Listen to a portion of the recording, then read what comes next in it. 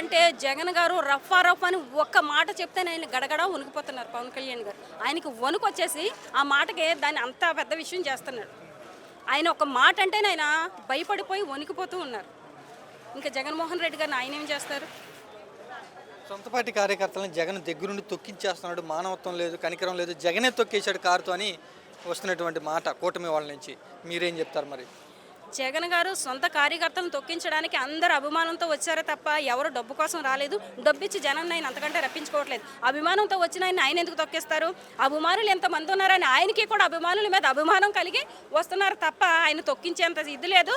అయితే ఈ యొక్క కూటమి ప్రభుత్వం అయ్యో మేము వెళ్తుంటే ఒక్క మనిషి రావట్లేదు. ఈ జగన్ గారి యొక్క అభిమానులు ఏంటి, పార్టీని ఓడింపజేసినా కానీ ఇంత అభిమానులు ఎలా వచ్చారు అనేది వాళ్ళ యొక్క వచ్చి ఏ విధంగా దీన్ని గొడవ రేజ్ చేద్దామని ట్రాక్ చేస్తున్నారు తప్ప ఈ విషయంలో అయితే ఆయన యొక్క సొంత కార్యకర్తలు ఎటువంటి అన్యాయం చేయలేదు.